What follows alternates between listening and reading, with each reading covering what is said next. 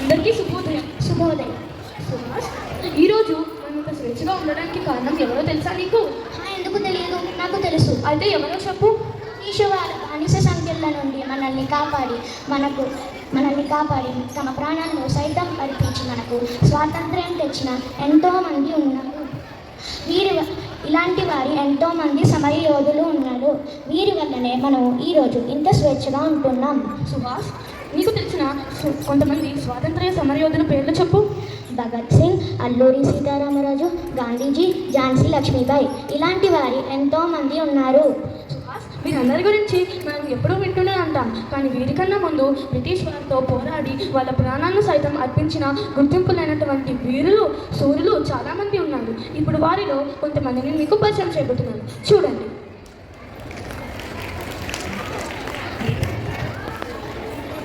నా పేరు తారారాణి శ్రీవాత్సవ. నేను మహాత్మా గాంధీ నిర్వహించిన క్విట్ ఇండియా ఉద్యమంలో భాగస్వామిని.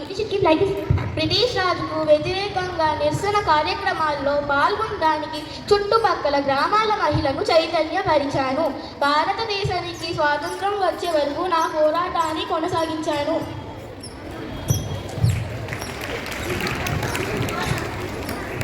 నా పేరు మాతంగిని హజ్రా. నేను భారత స్వాతంత్ర్య ఉద్యమ విప్లవ వనితను. స్వాతంత్ర్య ఉద్యమంలో తోటాలు శరీరాన్ని బాధిస్తున్నా చేతిలో జెండా దించకుండా వందే మాతరం వందే మాతరం అంటూ నేల కొరిగిన అమరనారిని.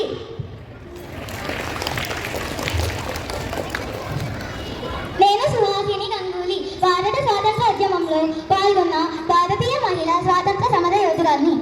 ఈమె భారత కమ్యూనిస్టు ఉద్యమంలో పాల్గొన్నారు. క్విట్ ఇండియా ఉద్యమ కార్యకర్త హేమంత తరకార్కు ఆశ్రయం ఇచ్చారు. ఈమె తన జీవితాంతం సామాజిక పోరాటంలో పాల్గొన్నారు.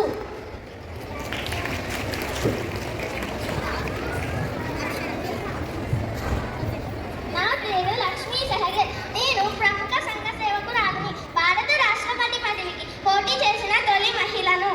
ఈమె విదేశీ వస్తువు బహిష్కరణ, మద్య నిషేధం వంటి జాతీయ పోరాటంలో పాల్గొన్నారు. రాజ్యసభ సభ్యురాలుగా ఎన్నికయ్యారు. పద్మ విభూషణ్ పురస్కారం అందుకున్నారు.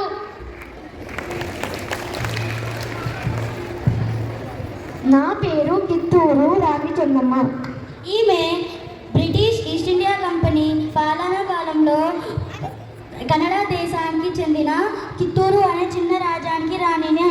ఈమె రాజ్య స్వాతంత్రానికై బ్రిటిష్ కంపెనీతో పోరాటం చేసిన మొదటి వీర వనిత.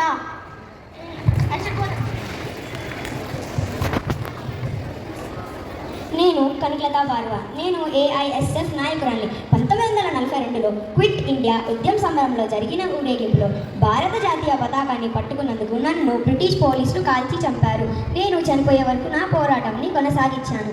ఈమె బాల అమరజీవిగా సుపరిచితురాలైన భారత స్వాతంత్ర్య కార్యకర్త.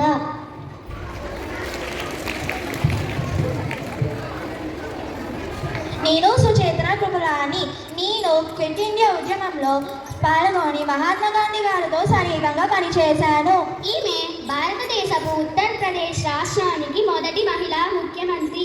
1947 ఆగస్టు 15న వందే మాతరం గీతాన్ని కాన్స్టిట్యూయెంట్ అసెంబ్లీలో గానం చేశారు.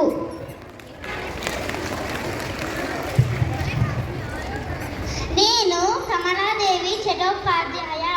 ఈమె స్వాతంత్ర్య సమరయోధురాలు మరియు సంఘ సంస్కర్త. భారతీయ హస్తకళల అభివృద్ధికి జీవితాంతం కృషి చేశారు. ఈరోజు మనం స్వాతంత్ర్య ఉద్యమంలో పాల్గొన్న కొందరి మహిళల గురించి తెలుసుకుని ప్రదర్శించడం ఎంతో ఆనందదాయకం.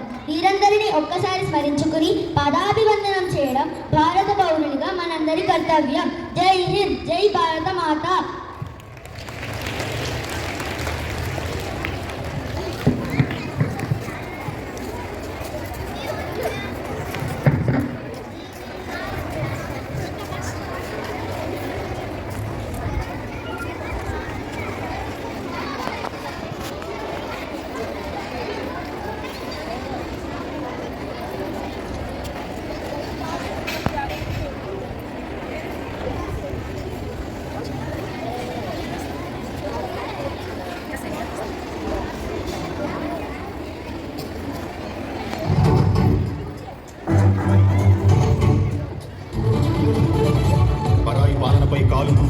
కొమ్ములు విదిలించిన కోడికి తల్లాంటి అమరవీరులను తలుచుకుంటూ